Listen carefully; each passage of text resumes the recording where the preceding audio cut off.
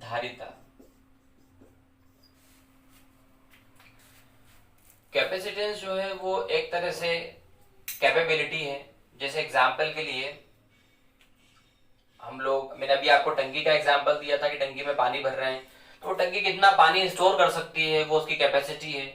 Similarly अगर कोई conductor जो है वो चार्ज को स्टोर कर पाता है तो हम बोलते हैं वो उसकी कैपेसिटी है।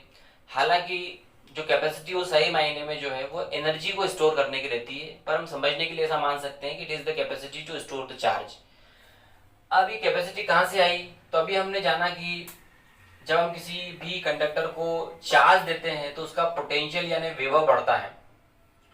तो जो चार्ज होता है it is directly proportional to potential, या जो कहो potential is directly proportional to charge.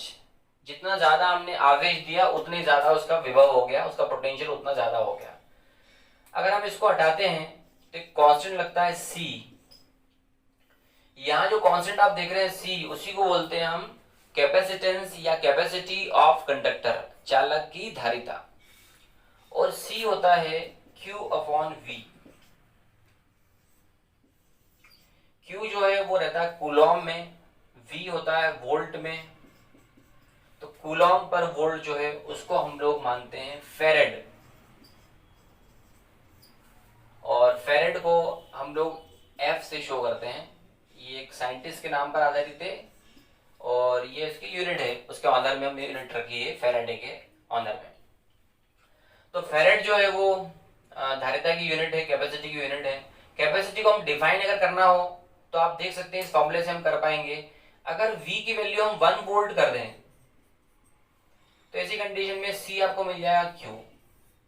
इसका मतलब किसी भी कंडक्टर को या किसी भी कंडक्टर के पोटेंशियल में, विभव में 1 वोल्ट की वृद्धि करने के लिए जितने आवेश की आवश्यकता पड़ती है उसी को हम उसकी धारिता कहते हैं। हम कैसे बोल सकते हैं? The amount of charge required to increase the potential of conductor by 1 volt is known as capacity of that conductor. तो किसी भी कंडक्टर के, किसी भी चालक के विभव को हमें 1 वोल्ट बढ़ाना है। ऐसा करने के लिए हमें जितना भी आवेश उसे देना पड़ता है उसको बोलते हैं हम उसकी कैपेसिटी या धारिता। अब ये जो कैपेसिटी है इसका एक और यूनिट है सीजीएस में, वो भी काम में आता रहता है, वो है स्टेट फेरेड। स्टेट फेरेड तो ये छोटा यूनिट है, आपको याद रखना है। 1 फेरेड जो होता है it is equal to 9 into 10 power 11 stat farad. ये रिलेशन भी याद रखना है, इसकी जरूरत हमको पड़ती रहती है। अब कैपेसिटी पर कौन से फैक्टर्स का असर पड़ता है वो हम देख लेते हैं। और ये फैक्टर्स काफी हद तक वैसे ही है जैसा कि हमने पोटेंशियल के लिए, विभव के लिए पढ़ा था। तो पहला जो फैक्टर आता है इसमें वो आता है सरफेस एरिया।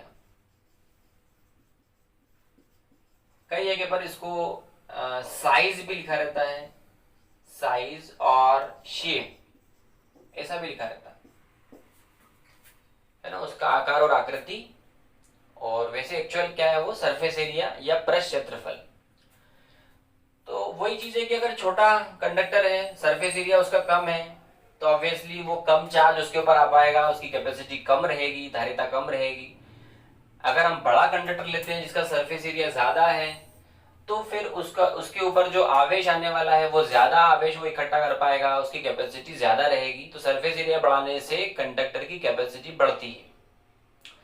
दूसरा है सराउंडिंग मीडियम।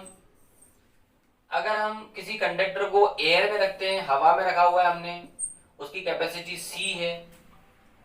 अगर हम उसको हवा से उठा के अब किसी माध्यम में, दूसरे मीडियम में रख देते हैं तो फिर वहां पर उसकी कैपेसिटी बढ़ जाती है। उसकी कैपेसिटी हो जाती है K इंटू सी, K टाइम्स हो जाती है, K गुना हो जाती है। और K को बोलते हैं वो उस माध्यम का परावैद्युतांक।